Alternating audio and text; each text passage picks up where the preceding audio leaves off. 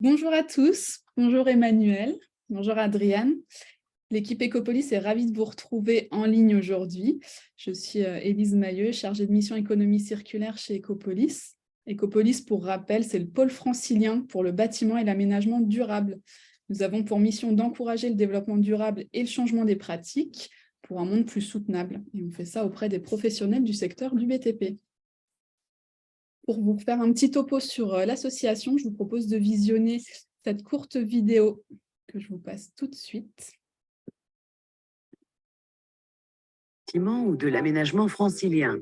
Vous contribuez à bâtir la ville de demain. Vous voulez inscrire votre opération dans une démarche durable. Mais voilà, vous auriez besoin de littérature, de partenaires, de formation, voire d'accompagnement sur votre opération pour faire évoluer vos pratiques. La solution, Ecopolis.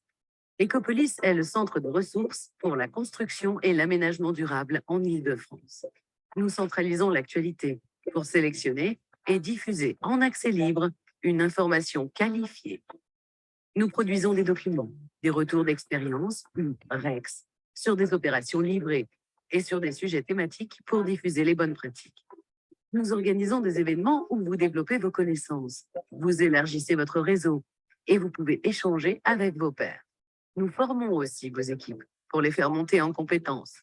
Vous réalisez une opération de construction, réhabilitation ou aménagement.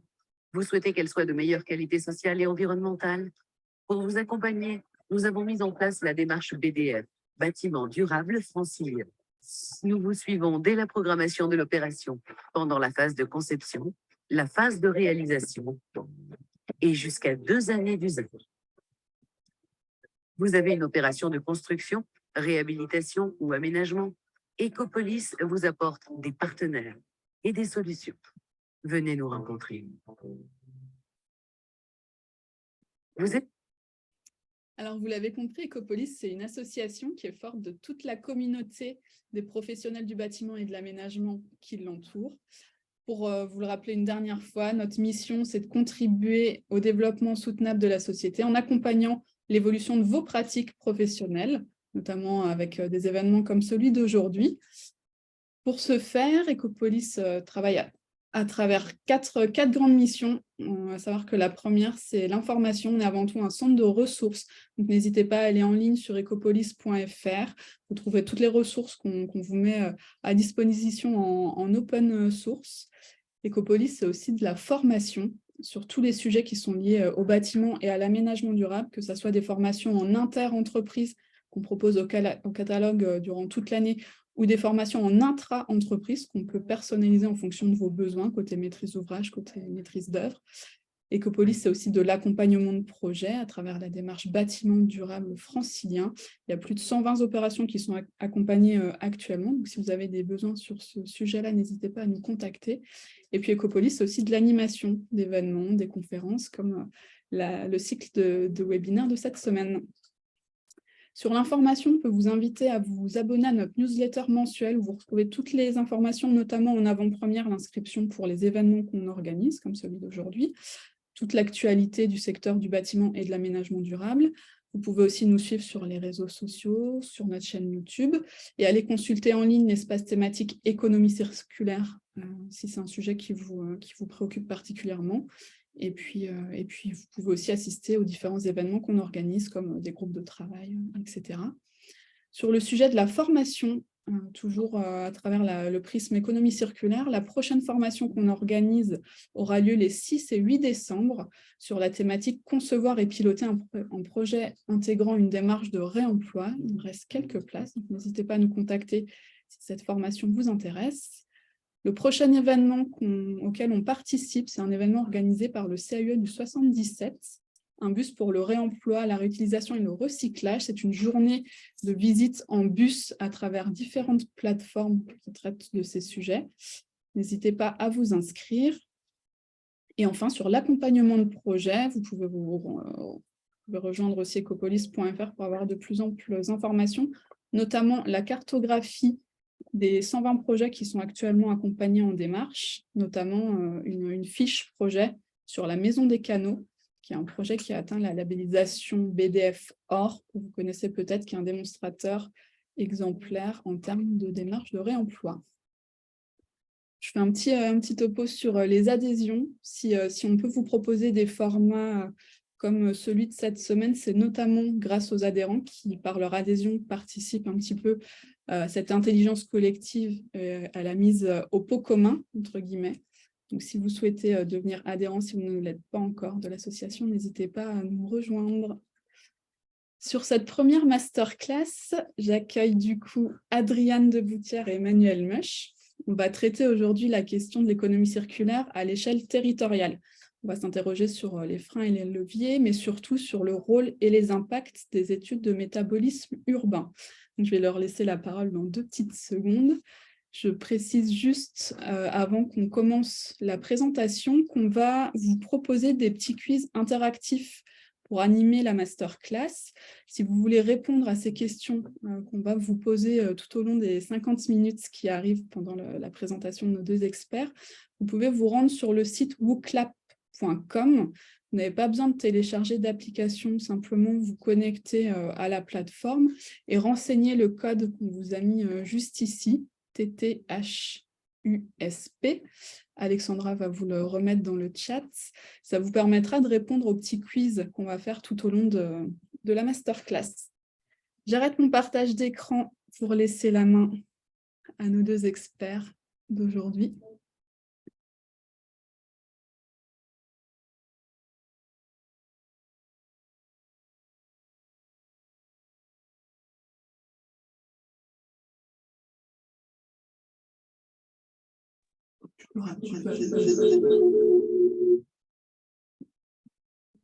Alors, la première question qu'on va vous poser pour voir si ça fonctionne au niveau des connexions sur wooclap.com, je vous laisse encore quelques petites minutes pour y répondre. L'idée, c'est de voir un petit peu aujourd'hui, on a combien de connexions déjà, Alexandra? On est à 56. Vous êtes 56 à suivre cette masterclass, et l'idée, c'est qu'on ait un petit peu un état des lieux, qu'on puisse voir le panel des professionnels qui sont autour, qui sont devant leur écran, pas tout à fait autour de la table, mais qui sont devant leur écran aujourd'hui. On va vous laisser répondre encore 2 petites minutes, le temps que chacun se sente à l'aise avec le système. Et puis, ça nous permettra de voir, on peut déjà constater peut-être que les entreprises ne sont pas forcément autour de la table aujourd'hui. Si vous êtes une entreprise, n'hésitez pas à vous connecter sur WooClap pour qu'il y ait un petit vote de votre côté. On laisse encore une grosse minute. Là, on est sur un format test pour cette première question. Sur les autres, vous aurez encore un petit peu le temps de vous connecter. Ça a l'air de fonctionner pour la plupart d'entre vous. Vous êtes déjà une vingtaine à avoir répondu.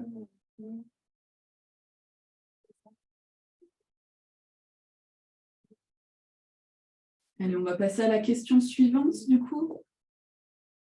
Sur le sujet qui nous préoccupe aujourd'hui, à savoir les démarches d'économie circulaire à l'échelle territoriale, quel est votre niveau de connaissance du sujet abordé? Alors, on a déjà 2 personnes qui nous ont répondu, 3 personnes qui ont un niveau intermédiaire. Intermédiaire, débutant, ça se... On n'a personne avancé ou expert. Heureusement que vous êtes là, du coup, messieurs, dames, qui confirme l'intérêt et le besoin de webinaire comme aujourd'hui. Eh bien, écoutez, on va en rester là. N'hésitez pas, pour ceux qui ne sont pas encore sur la plateforme, à nous rejoindre aussi. Ah, on a 2 personnes qui ont répondu. On a bien fait de leur laisser une petite seconde. Voilà, il y aura des questions de ce type pendant la présentation d'Emmanuel et Adriane, que je laisse du coup commencer. Alors, bonjour à tous. Déjà, j'espère que tout le monde m'entend bien. Je pense qu'on a... C'est bon, on me dit que le son est bon. Donc, je suis Emmanuel Meuch, je suis ingénieure de recherche à l'Université Gustave Eiffel au sein de la chaire Économie circulaire et métabolisme urbain qui est financée par la métropole du Grand Paris. Donc, je vais, dans un premier temps, en fait, faire une introduction un peu sur les enjeux du métabolisme urbain et un peu les méthodes. Ensuite, je laisserai la parole à Adriane pour avoir un retour d'expérience plus opérationnel. Donc, on va aussi commencer par un petit quiz que vous avez sur WooClap. Première question, donc, quelle quantité de déchets par habitant est produite chaque année en France, selon vous? Vas-y, de toute façon, ne soyez pas timide, il n'y a pas de note à la fin.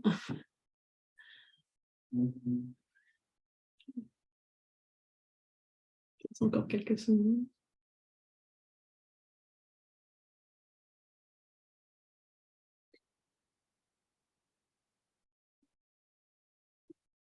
Voilà, la plupart des gens ont répondu. Ah non, ça se rééquilibre un petit peu. Voilà, donc on est assez partagé entre 5 tonnes et 12 tonnes, mais la majorité d'entre vous a raison. En effet, en France, on produit environ 5 tonnes de déchets par habitant en France. Alors, il faut savoir que ça, c'est la quantité totale de déchets, bien sûr. Les 500 kilos de déchets, ça, c'est plutôt ce qu'on va produire au niveau des déchets ménagers. Donc, pour simplifier, chacun met dans sa poubelle chaque année. Donc, mais au niveau national, on est à 5 tonnes par habitant. Sachant que dans ces 5 tonnes, eh bien, il y a 3400 kilos qui sont des déchets, des matériaux de construction. Donc la question suivante, le pendant à la première question, quelle quantité de matériaux est consommée chaque année en France?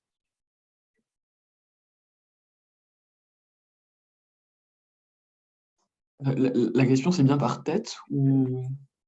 Un petit peu plus de réflexion et d'hésitation sur celle-ci.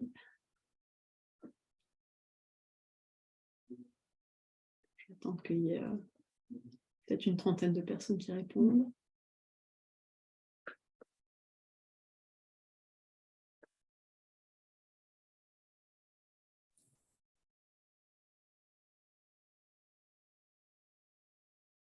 Voilà, donc je vois que la plupart d'entre vous, vous avez répondu 12 tonnes. Donc en effet, je pense que vous auriez pu être un petit peu moins modeste. On a des experts de l'économie circulaire aujourd'hui. Donc en effet, c'est 12 tonnes chaque année en France. Alors pareil, hein, c'est toujours par habitant. Alors sur ces 12 tonnes, ici encore une fois, on a une prépondérance des matériaux de construction. Puisque voilà, c'est 49% de matériaux de construction et environ, juste pour info, 30% de matière organique. Alors maintenant, si on recule un petit peu et qu'on regarde au niveau mondial, l'extraction de matière par année mondiale, on est à peu près à 90 milliards de tonnes par an qui sont extraits tous les ans aujourd'hui. Alors encore une fois, alors c'est le graphique empilé qui est en bas, on voit en gris tout ce qui est matériaux minéraux, donc qui servent principalement à la construction, qui sont largement dominants dans ces matériaux que l'on extrait. Et une autre information intéressante, ça c'est la ligne qui est au-dessus, quand on regarde l'extraction de matériaux par personne, on voit que celle-ci a largement augmenté aussi. Donc on consomme de plus en plus de matériaux, c'est dû bien sûr en partie à l'augmentation de la population, mais aussi à notre consommation par personne, par habitant, qui a largement augmenté depuis 100 ans et même depuis plus. Depuis 1900, pour donner une idée, on a une multiplication de la population par environ 4 ou 5, et dans le même temps, on a une multiplication de la consommation de matière par habitant qui a été de 12. Donc on voit qu'on n'est pas du tout sur le même rapport. Alors, ce genre d'information sur la consommation de matière, sur la production de déchets, c'est exactement le type d'information que l'on peut obtenir justement avec l'analyse de métabolisme urbain, l'analyse de métabolisme territorial. Alors, pour donner un petit peu une idée, qu'est-ce que c'est que le métabolisme des territoires? En fait, c'est une notion qui vient des approches d'écologie territoriale. Donc, ce sont des approches dans les années 60-70 qui visent à considérer un territoire donné comme un être vivant, avec donc ce qu'il consomme et ce qu'il rejette. Pour résumer, c'est le processus par lequel l'activité humaine consomme, mobilise, transforme de la matière et de l'énergie sur un territoire donné. Et donc, les analyses de ce métabolisme territorial, ça va vraiment être un outil de compréhension du fonctionnement physique d'un territoire. Et par territoire, on entend le système socio-économique de ce territoire, donc les activités humaines sur un territoire donné. Donc ça, c'est ce que c'est la définition de l'analyse du métabolisme urbain. Après, ce qu'il faut savoir, c'est qu'il y a vraiment de très nombreuses, il y a des dizaines de méthodologies différentes pour faire ces analyses de métabolisme territorial, qui peuvent être différentes selon plusieurs paramètres. Déjà, on peut étudier différents systèmes. Alors, c'est-à-dire que le territoire peut varier, on peut faire ça au niveau national, au niveau très local, voire au niveau global. La temporalité varie, on peut regarder le métabolisme sur une année, une évolution sur un siècle, par exemple. Et les ressources étudiées, il y a des analyses de métabolisme territorial qui prennent en compte simplement les matériaux, d'autres qui prennent en compte l'eau également, d'autres encore qui prennent en compte l'énergie. Ensuite, l'analyse de la mobilisation des ressources peut varier aussi. Il y a les flux entrants et les flux sortants qu'on retrouve dans quasiment toutes les analyses. Il y a aussi la variation des stocks, voire les stocks déjà mobilisés existants. Et enfin, l'étude du recyclage qui peut être inclus. Enfin, et là je ne vais pas rentrer dans les détails, il y a différentes méthodologies et données sources. Voilà, on va dire que les deux grandes familles, ce sont les méthodologies ascendantes et descendantes, mais je ne rentrerai pas dans le détail aujourd'hui. Donc, les analyses de métabolisme urbain se sont multipliées en France ces dernières années. Donc, il y a une étude de Martial Vialex sur le sujet qui a montré qu'aujourd'hui, il y a une quarantaine d'études en France, plus une quinzaine d'autres qui sont en cours aujourd'hui.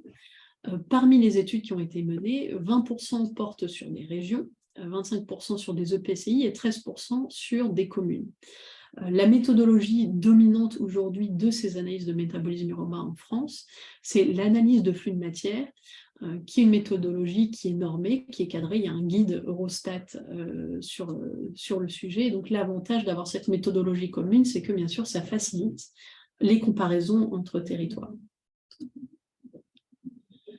Alors maintenant, quels enseignements on peut tirer pour le secteur du BTP de ces différentes analyses de métabolisme urbain? Alors déjà, ce qu'on sait, c'est que le secteur du BTP, donc c'est le premier poste de consommation de ressources en France, c'est le premier poste de production de déchets, ça on l'a déjà évoqué. Mais il ne faut pas oublier qu'au-delà de la consommation de ressources, la production de déchets, le secteur du BTP, c'est aussi 40% des émissions de gaz à effet de serre mondiales. Et c'est aussi une source d'artificialisation directe et indirecte. Alors en France, on estime qu'il y a environ 30 000 hectares qui sont artificialisés par an. Et quand je parle d'artificialisation indirecte, c'est pour dire que non seulement on consomme l'espace, on va construire directement, mais il y a aussi l'espace consommé, par exemple par des carrières ou par des zones de décharge qui sont les zones d'artificialisation induites par l'activité du BTP. Enfin, ce qui peut être intéressant aussi de voir avec les analyses de métabolisme urbain, c'est que ça permet de mettre en avant les différents enjeux selon les territoires.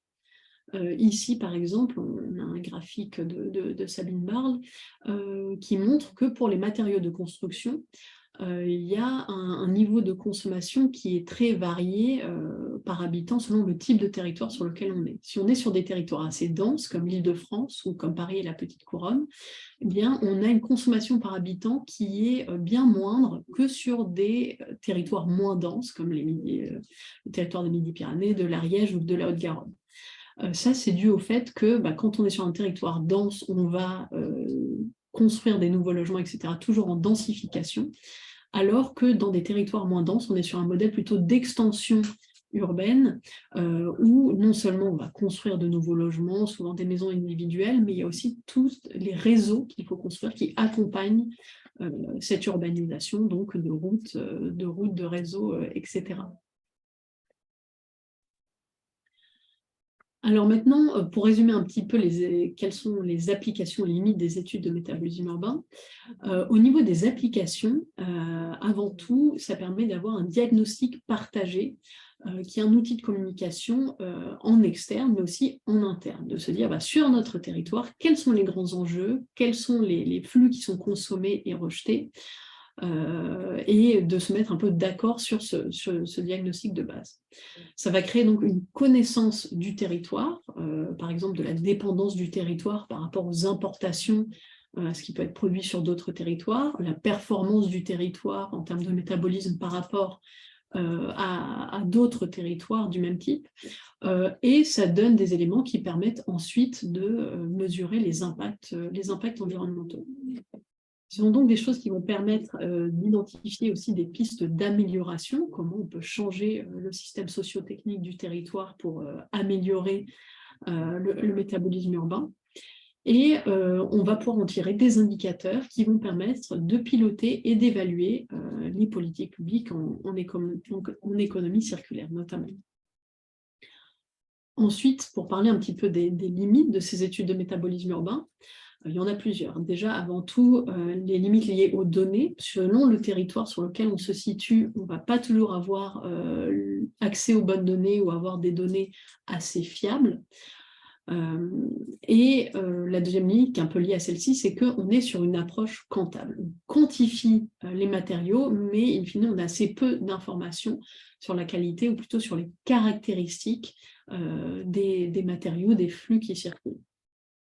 Une autre limite, c'est qu'une analyse de métabolisme urbain ne donne pas d'informations sur les modes de transport et les lieux de circulation et de traitement de ces flux. On sait combien de tonnes rentrent, mais on ne sait pas d'où elles viennent, où est-ce qu'elles vont, comment elles sont transportées. Et enfin, il s'agit un peu d'une boîte noire. On n'a pas beaucoup d'informations dans une analyse de flux de matière, par exemple, sur les processus qui vont générer les différents flux.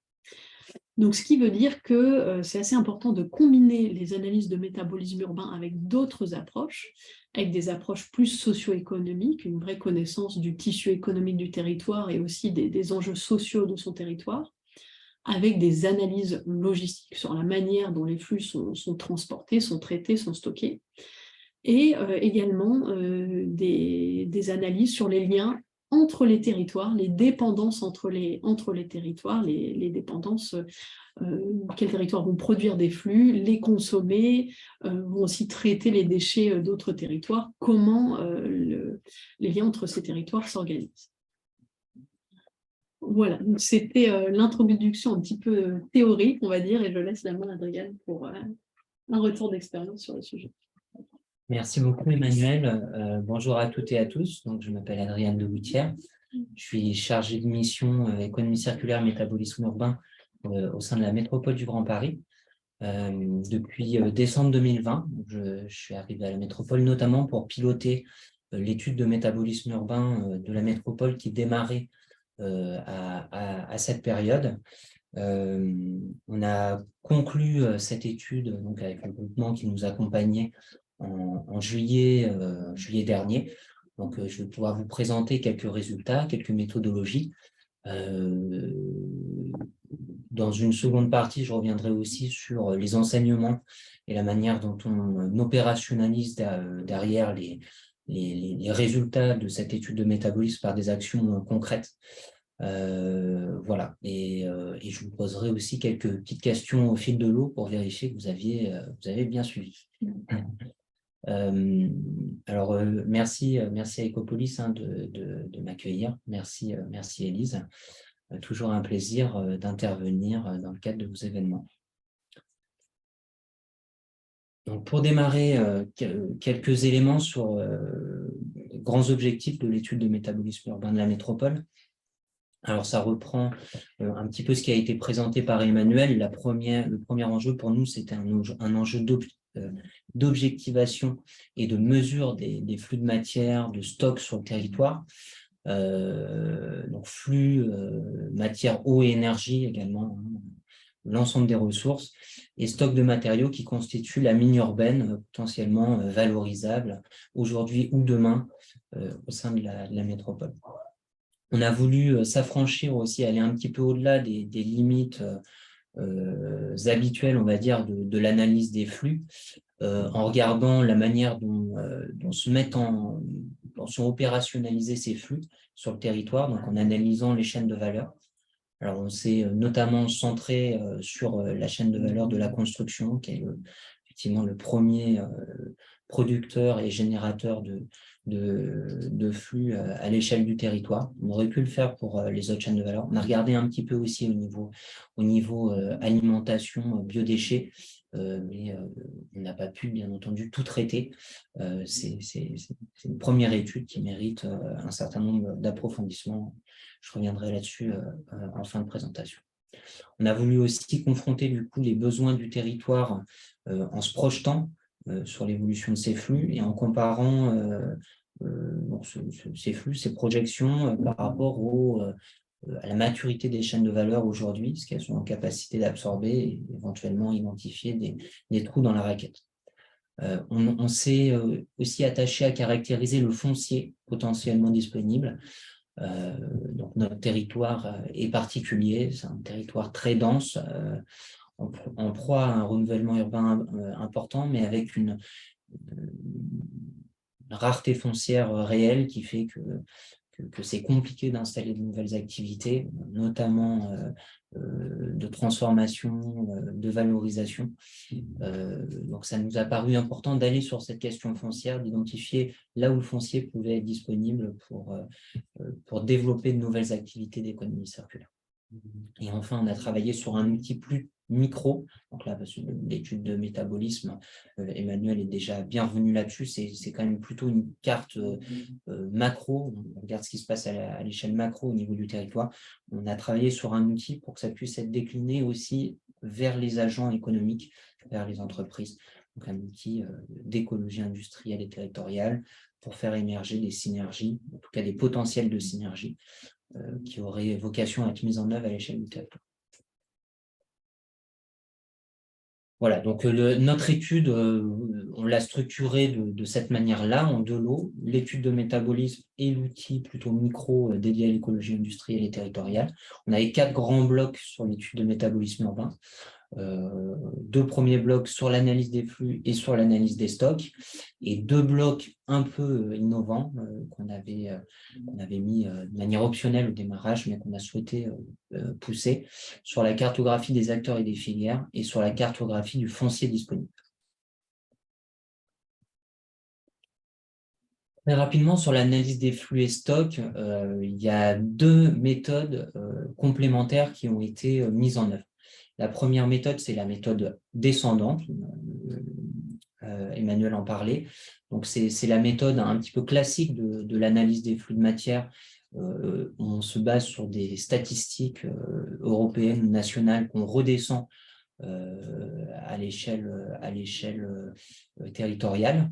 La deuxième approche, c'est une approche plutôt de modélisation, donc une approche ascendante, où on va, sur la base de comportements, de modes de consommation des agents économiques sur le territoire, faire de la consolidation et arriver à des chiffres un petit peu plus macro sur ce qui se passe à l'échelle du territoire. Donc, chaque méthode a ses plus et ses moins. La méthode descendante, la plus classique, elle va plus vite. Elle permet de faire de la comparaison interterritoire puisqu'on se base plus ou moins sur les mêmes jeux de données avec les autres territoires. La limite, c'est que les bases de données utilisées ont leurs limites, justement. Elles ne sont pas toujours très précises. Et qu'en plus, on ne peut pas caractériser ce qui se passe au sein de cette boîte noire qu'est le territoire quand on la considère uniquement selon l'approche descendante. Là, on va rentrer vraiment dans le territoire et dans les processus de consommation qui sont mis en œuvre.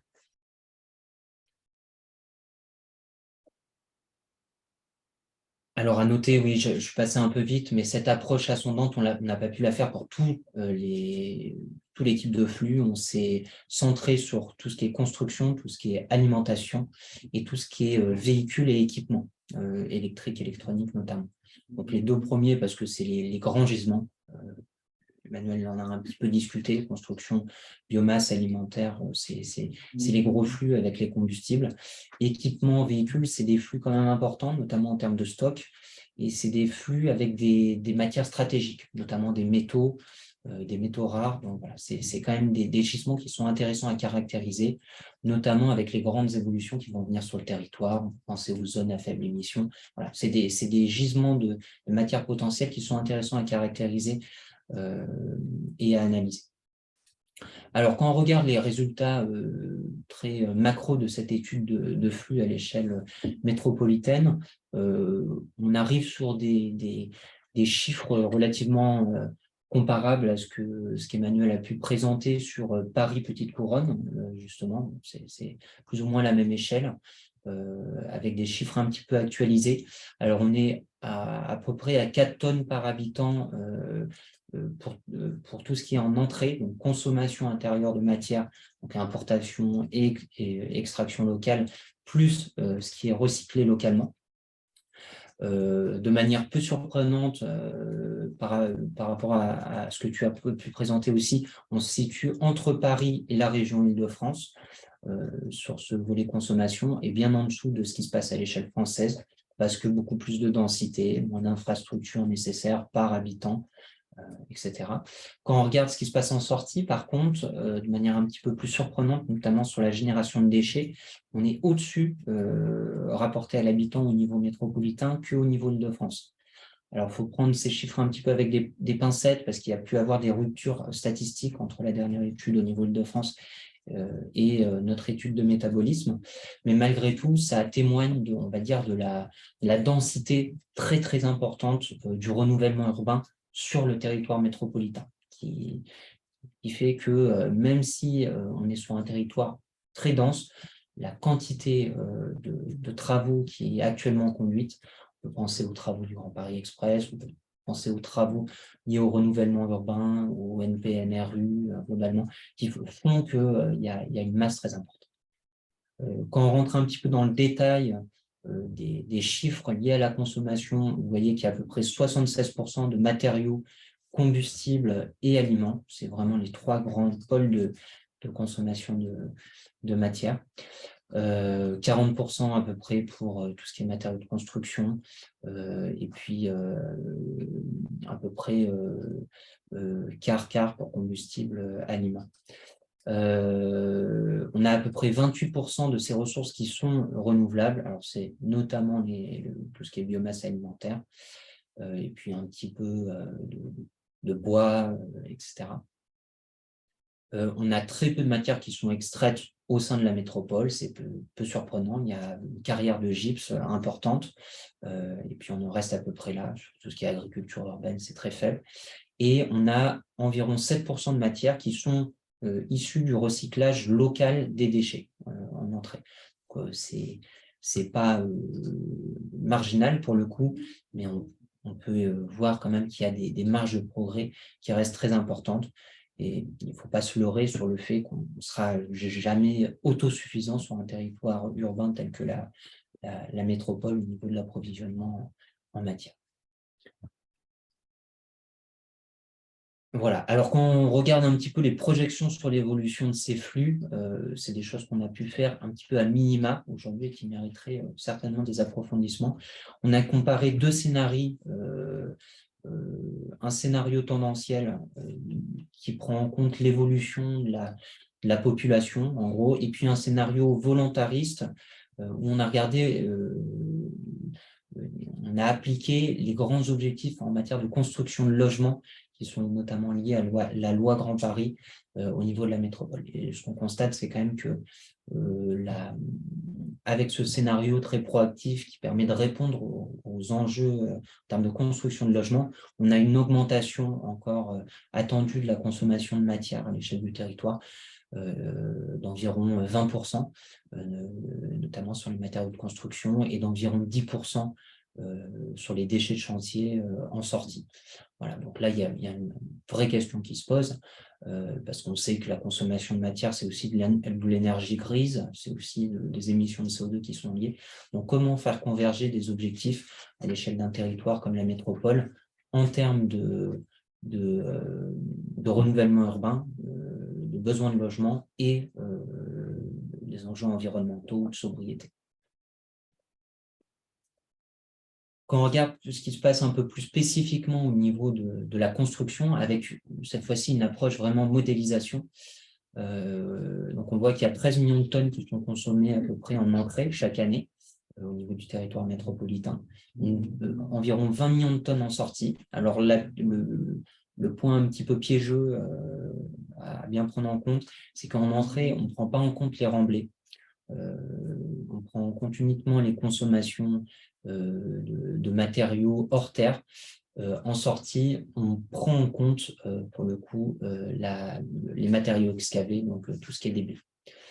On a à peu près 2 millions de tonnes de déchets qui sont aujourd'hui valorisés en chantier dans la métropole, donc sur les 7 millions de tonnes de déchets générés. Donc, c'est déjà pas si mal. Il y a eu beaucoup d'évolutions positives en ce sens-là.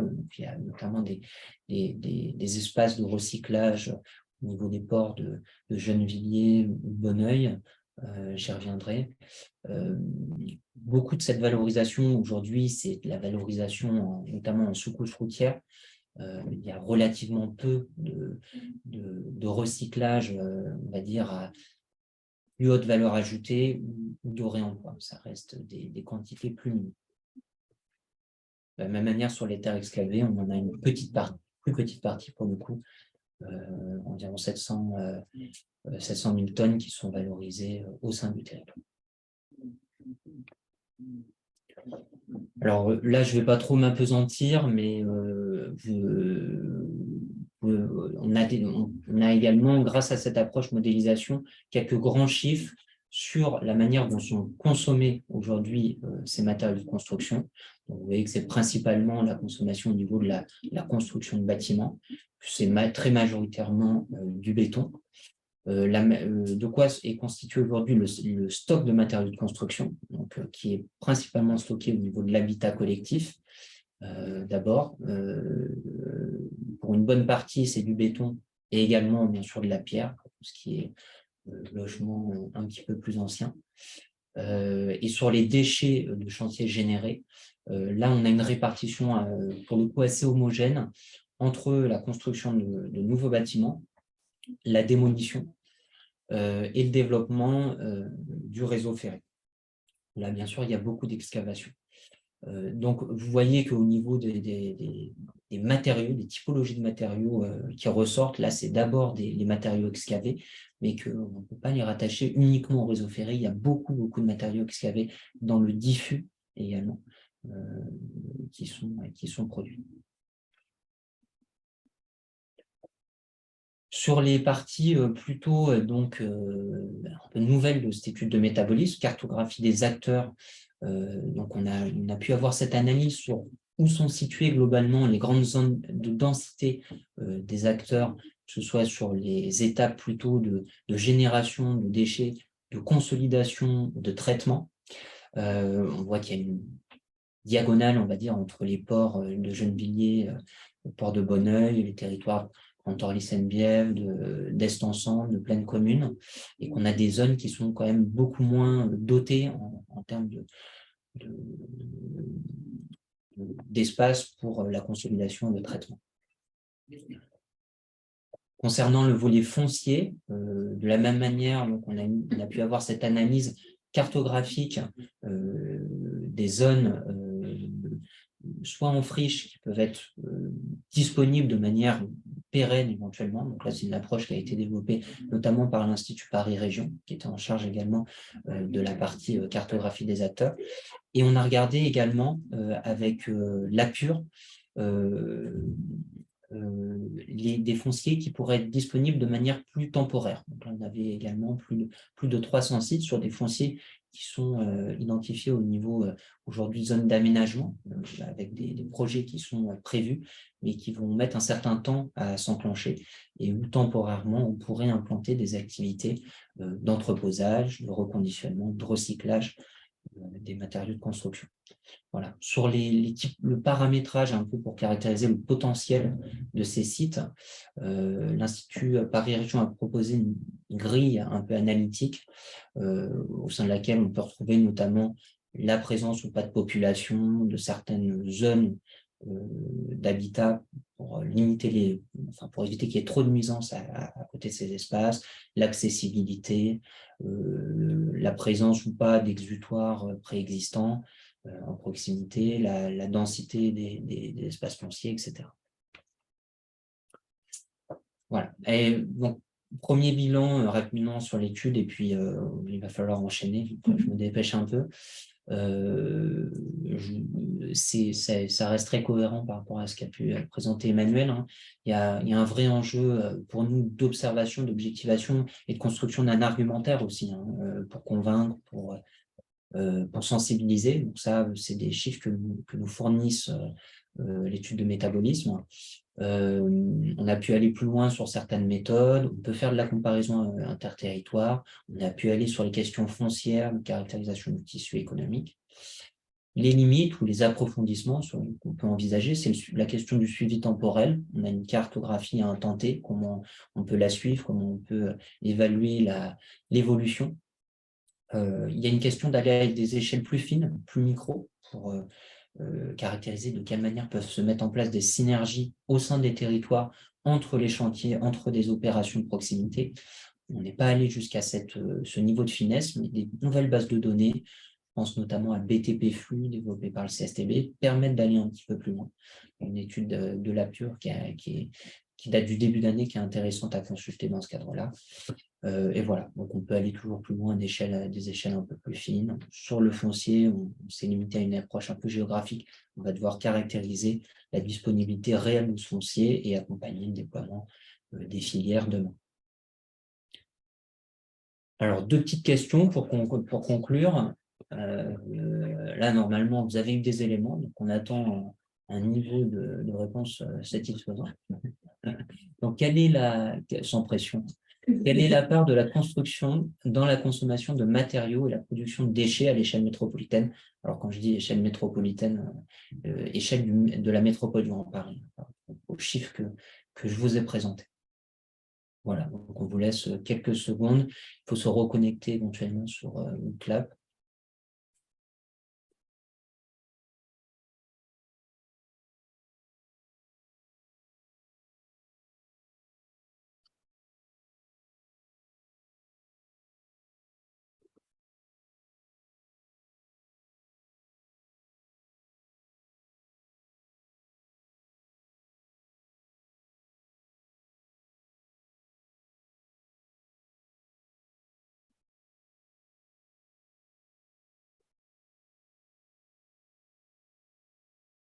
Bon, ben, c'est pas mal. On est quand même sur une 75%. Ah non, ça baisse. 72% de bonnes réponses. On est à 40% à peu près en entrée et 75% de déchets générés. Donc, 2e question, quelle est la part du béton dans la consommation de matériaux du secteur de la construction?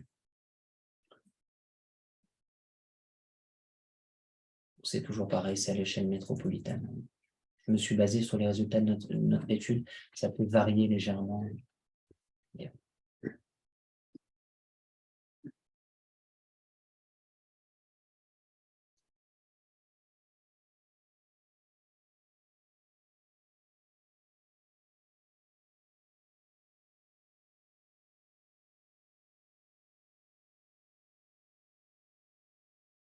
Bon, bah, c'est plutôt pas mal. On est sur une grande majorité de bonnes réponses aussi, 75%. Donc, c'est à peu près ce qui est consommé aujourd'hui, chaque année, en termes de matériaux dans la construction.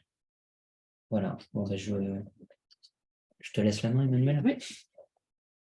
Donc, je vais reprendre la main, pas sur des choses théoriques, mais sur un outil assez opérationnel. Le but, c'est aussi de vous présenter des outils que vous pouvez prendre en main.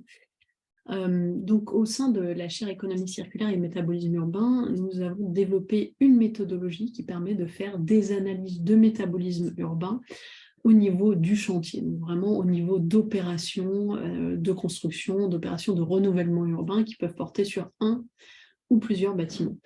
Ce qu'on a voulu faire et avec le soutien de la métropole, c'est vraiment de rendre cette méthodologie accessible au plus grand nombre, que vous puissiez vous en emparer dans vos opérations. Donc, le public principal de cet outil sont les maîtres d'ouvrage, les maîtres d'œuvre, aussi les entreprises du BTP ou les collectivités qui peuvent s'en saisir sur un certain nombre d'opérations aussi. Et l'idée de cet outil, c'est vraiment d'avoir un outil d'estimation. Donc, l'idée, c'est de s'en saisir le plus en amont possible du projet, Et c'est un outil qui va vous permettre, sur votre opération de construction, de tester différents scénarios de construction, scénarios de recyclage, scénarios logistiques, et de se poser un certain nombre de questions. Donc, par exemple, quels sont les stocks de matériaux disponibles sur site, si on considère que les bâtiments existants sont des banques de matériaux? Comment peuvent varier les besoins en matériaux selon le projet d'aménagement que vous allez choisir, selon le type de matériaux que vous souhaitez mettre en œuvre? Qu'est-ce qu'on va être en mesure de recycler sur place?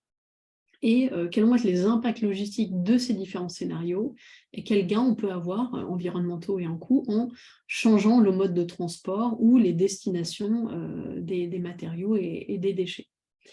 Donc les modalités d'utilisation, c'est assez simple, c'est un logiciel qui est en ligne, donc c'est evalmetab.fr. L'accès est libre et gratuit.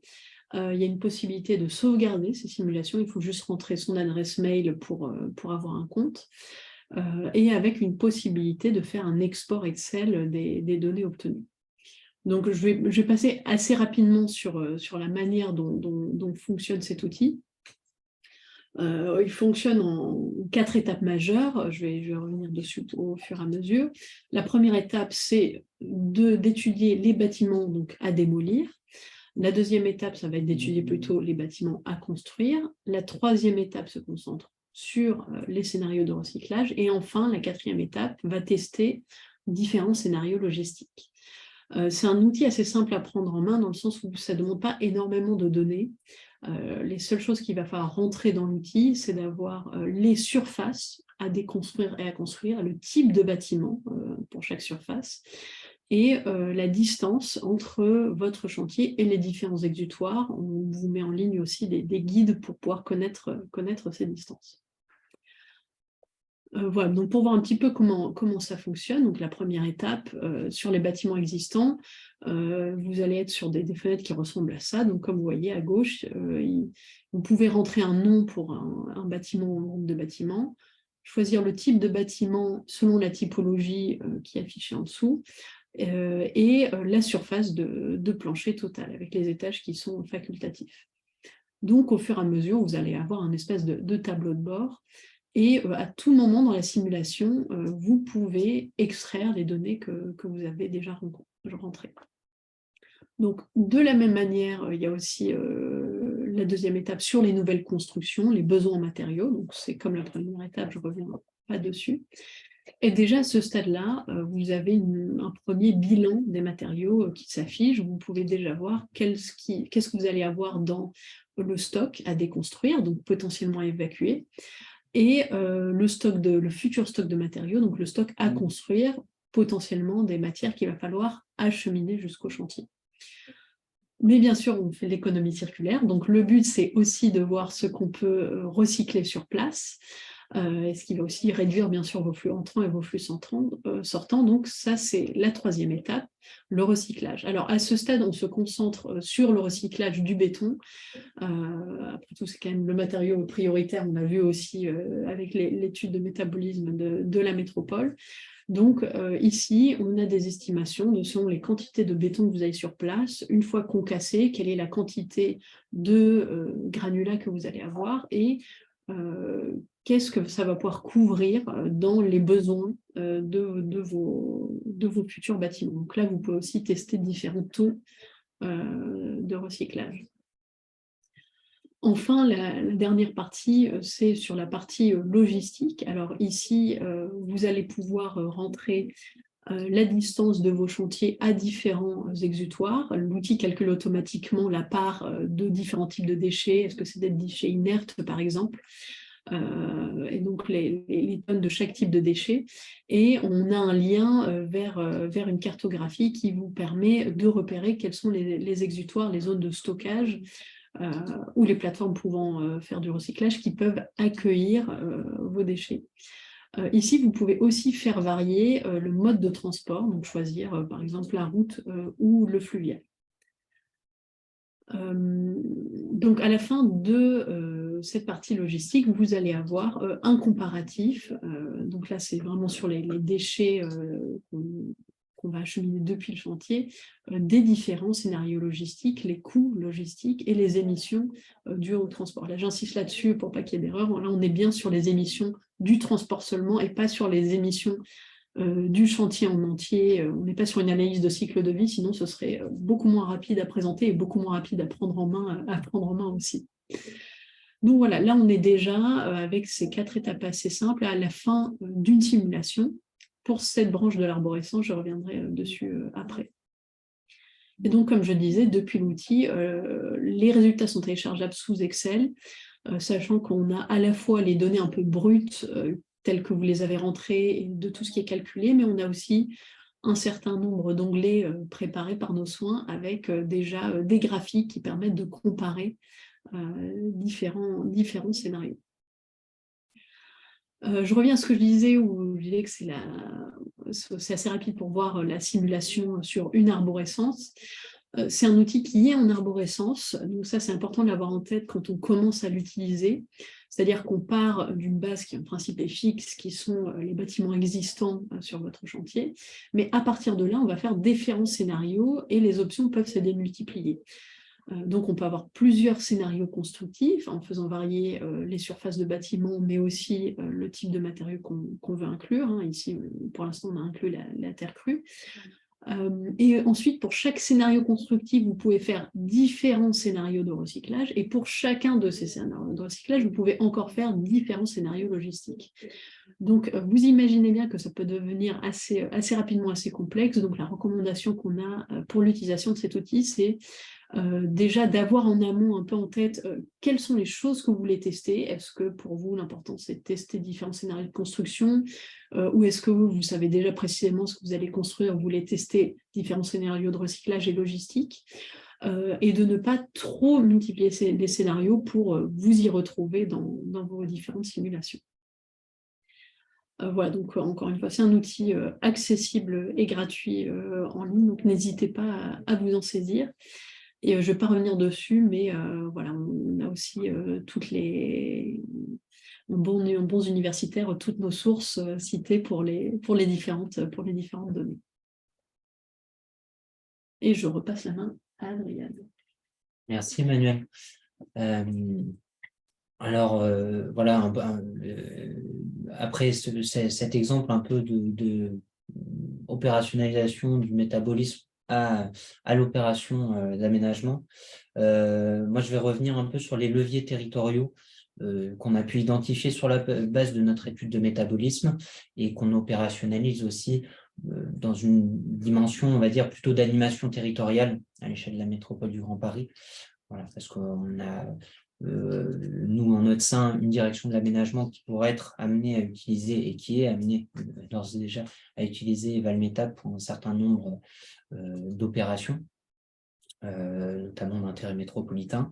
Et puis, nous, au sein du service économie circulaire, on a également notre propre feuille de route pour accompagner l'évolution des pratiques au niveau du territoire. Donc, les 3 enjeux principaux qui ressortaient, c'était, on va dire, un impact, c'était le fait d'accélérer la prise en compte de l'économie circulaire dans les cahiers des charges, dans les objectifs des prescripteurs et des maîtres d'ouvrage du territoire, donc via la planification, via les marchés publics notamment. Il y a l'enjeu d'avoir une dynamique territoriale qui se crée pour faire coopérer les acteurs entre eux au sein du territoire et avoir des synergies qui se créent entre les chantiers. Ça fait écho à ce que je disais un petit peu sur l'écologie industrielle et territoriale tout à l'heure. Et ça fait écho à des travaux qui sont engagés depuis un certain temps par des territoires au sein de la métropole. Je pense notamment à Plaine Commune et à Est Ensemble. Il y a vraiment cette volonté de créer de la coopération entre les maîtres d'ouvrage et les chantiers du territoire. Et enfin, il y a le volet plutôt développement économique en tant que tel, donc faciliter le déploiement de nouvelles activités, pérenniser celles qui existent déjà, bien sûr, et puis combler les trous éventuels avec de la mobilisation foncière et l'accompagnement de ces activités. Alors, de manière opérationnelle, comment on essaie de s'organiser? On a plusieurs leviers qu'on met en œuvre aujourd'hui. Le déploiement d'une charte métropolitaine pour une construction circulaire, qui s'inspire notamment de travaux qui ont été réalisés au niveau de Plaine Commune et Est Ensemble, que je mentionnais, et qui a vocation éventuellement à être décliné au sein des territoires, des aménageurs. Donc vous y trouverez notamment un certain nombre d'engagements généraux et des engagements réciproques qui s'appliquent plus spécifiquement à chaque typologie d'acteurs de la chaîne de valeur. Donc, les collectivités, les maîtrises d'ouvrage, les maîtres d'œuvre, les entreprises de travaux, les producteurs de matériaux. Voilà, on a lancé cette charte fin septembre, on a déjà plus de 100 signataires. N'hésitez pas à la consulter, c'est aussi un outil éventuellement d'aide à la décision à utiliser chez vous. On a développé également un catalogue des solutions pour une construction circulaire. Alors là, le but, c'est de donner des clés d'action pour à chaque étape un peu d'un projet d'aménagement, d'intégrer les principes d'économie circulaire, donc de la programmation jusqu'à la phase chantier. Ce qui est intéressant, c'est que vous y trouverez un certain nombre de ressources qui ont été développées par les acteurs du territoire. Donc, ça peut être la chaire, ça peut être Ecopolis, ça peut être d'autres acteurs. Et vous y trouverez aussi un premier recensement des porteurs de solutions disponibles pour mettre en œuvre chacune de ces étapes aussi. Des porteurs de solutions locaux qui ont pu être sourcés déjà dans un premier temps. Et c'est un annuaire qui a vocation à vivre avec le temps, à évoluer, à se compléter. Alors, on travaille à de l'outillage numérique. Je vais parvenir sur Evalmetap qui a été présenté de manière très précise par Emmanuel. Il y a un autre sujet qui est important pour nous, c'est celui du matching entre les flux issus des déconstructions et les besoins en nouvelle construction. Donc là, on s'est greffé sur un programme engagé par Plaine Commune à l'origine et Est Ensemble et Paris. Donc le but, c'est d'aboutir à un premier outil qu'on souhaite métropolitain pour agglomérer vraiment ces besoins et créer du matching entre les chantiers. Un quatrième levier, c'est ce qu'on appelle le plan des plateformes pour la construction circulaire. Alors là, le but, c'est de s'appuyer notamment sur toute la connaissance qui a été créée dans le cadre de l'étude de métabolisme et d'accompagner des acteurs pour créer de nouvelles installations dédiées à l'entreposage et au reconditionnement des matériaux de construction. Voilà, donc on a ces fonciers, c'est pour cette première analyse foncière, le but c'est de la pousser beaucoup plus loin, de voir avec les propriétaires s'il y a un caractère réellement mobilisable et d'aider les acteurs économiques à s'implanter. On travaille également avec le CSTB, avec les acteurs existants, avec les plateformes existantes, en vue d'établir un premier signe de qualité autour des plateformes de reconditionnement.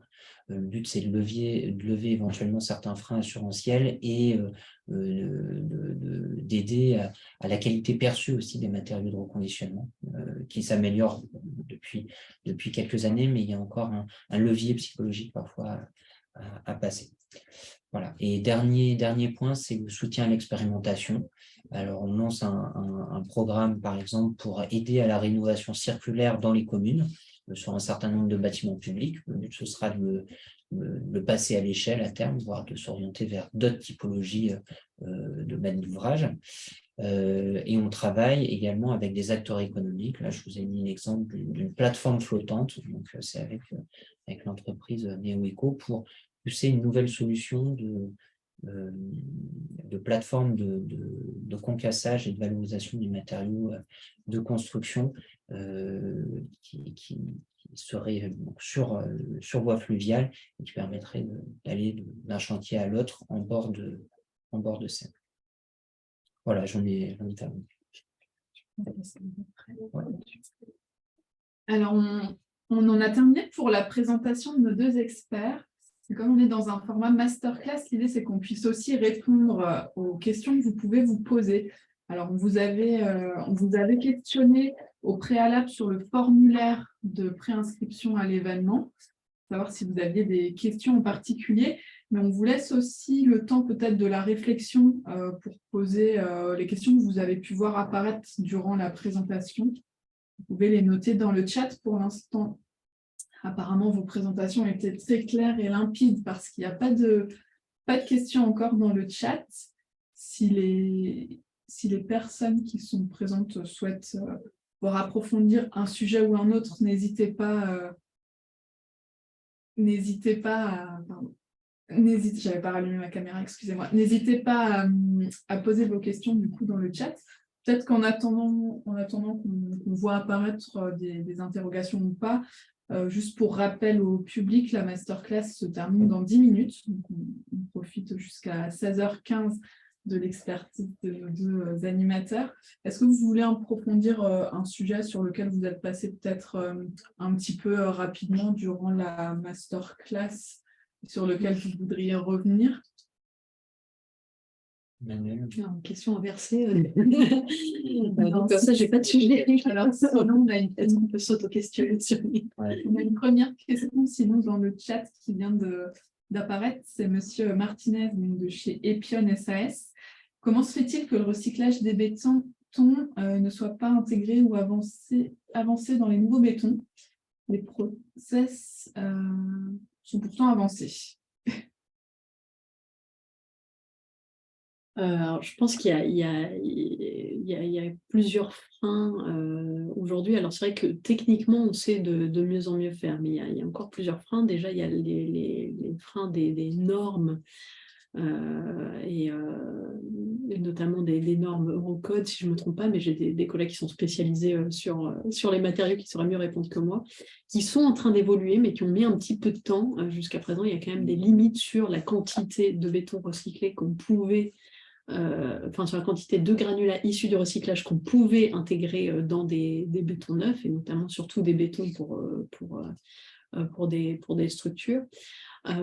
Et je pense qu'une autre réponse, c'est que aujourd'hui, les granulats de la déconstruction trouvent facilement des exutoires, en fait, dans tout ce qui est voirie. Notamment, on va avoir, du coup, on n'est plus tellement dans du recyclage et plutôt dans ce qu'on appellerait du downcycling, on perd un peu en valeur, mais on trouve facilement des exutoires, on sait quoi en faire, il n'y a pas de problème pour les mettre en voirie, ou également, in fine, ça c'est plutôt les déchets des travaux publics pour le coup, qui in fine vont aller en remblai de carrière.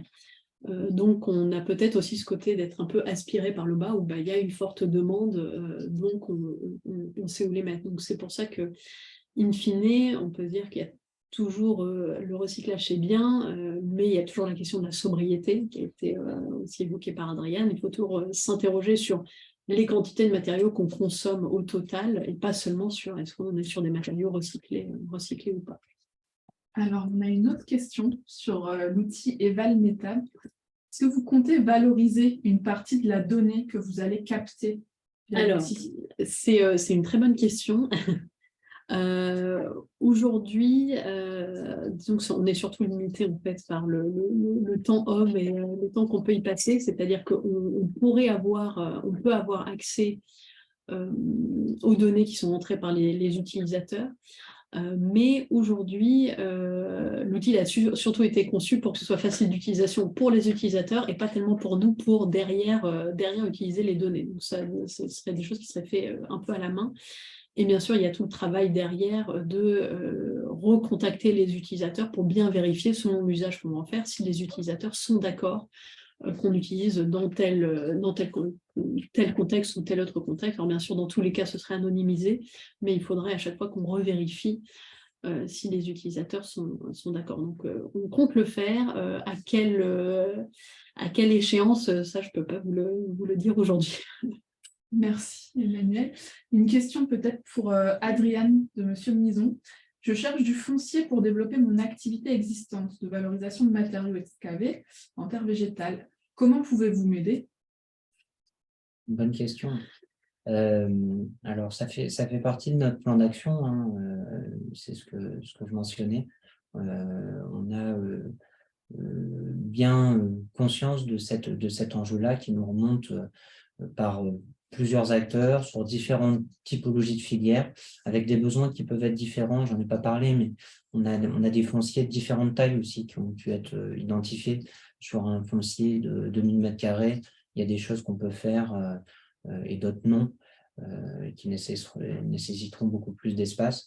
Donc voilà. Le but aujourd'hui pour nous, c'est d'affiner un petit peu le premier travail qui a été fait, qui a été conduit par l'Institut Paris Région, la PUR sur l'étude de métabolisme. Et ça va être assez rapidement de le mettre à disposition des acteurs économiques, voire de mettre en place, dimensionner un dispositif adéquat pour faciliter de manière encore plus importante le matching entre les besoins des acteurs et les fonciers disponibles. Voilà. On joue un rôle aussi au niveau de la métropole avec d'autres partenaires institutionnels potentiellement un peu de facilitateurs. D'accord. Et toujours pour Adrienne, une question de Julie Obadia du Booster du Réemploi. Dans quel délai seront approfondis les points plus précis du métabolisme de la MGP?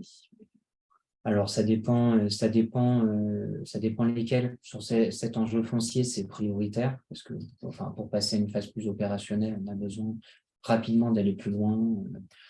Donc, c'est clair que c'est des choses qu'on va faire assez vite. Et après, pour faire des choses, pour décliner l'étude de métabolisme à des échelles plus micro, par exemple, ça ne dépend pas uniquement de la métropole. On va être en réponse aussi, ou en soutien éventuellement à des demandes complémentaires des territoires infra. Où là, on va pouvoir être éventuellement en appui. Voilà. Mais nous, on n'a pas vocation forcément à porter, nous, ces études-là. C'est aussi au territoire de les mettre en œuvre et nous d'être en appui. Merci pour les précisions. On a fait le tour des questions qui étaient dans le chat.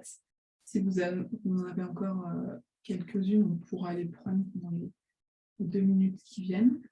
Peut-être j'en profite sur la question du béton. Il y a un sujet qui est qui est un petit peu marginal aujourd'hui, mais qui est intéressant aussi à explorer, c'est le réemploi de béton, même si ce n'est pas forcément la chose la plus intuitive, mais il y a eu des premières expérimentations. Je pense au chantier de la cité Gagarine à Romainville qu'Ecopolis avait documenté d'ailleurs. Il y avait eu des premiers tests intéressants avec de l'inclusion citoyenne. Voilà. Enfin, ça reste des filières un petit peu marginales, mais qui peuvent avoir du sens, pas forcément en regardant les volumes globaux, c'est sûr, mais en regardant aussi la valeur ajoutée sociale que peut avoir la filière. Voilà. C'est une excellente transition parce que chez Ecopolis, on va sortir justement la vidéo du chantier de déconstruction de la barre B de la cité Gagarine de Romainville. Donc restez attentifs sur les différents canaux de diffusion qu'on peut avoir chez Ecopolis parce qu'il y a une vidéo très instructive qui est accompagnée d'un dossier thématique sur le sujet justement. Donc, si la question du réemploi du béton vous intéresse particulièrement, il va y avoir de la ressource avant la fin de l'année. Écoutez, je vous remercie tous les deux pour votre présence, pour vos partages qui ont été très, très clairs, très limpides. Merci à Alexandra qui était dans les coulisses pour la logistique de ce webinaire. Je vous dis au revoir et à demain pour ceux qui nous suivent toute la semaine. Demain, on parlera de la question de la frugalité et de la sobriété dans les opérations de bâtiment. Et puis, le reste de la semaine, le programme est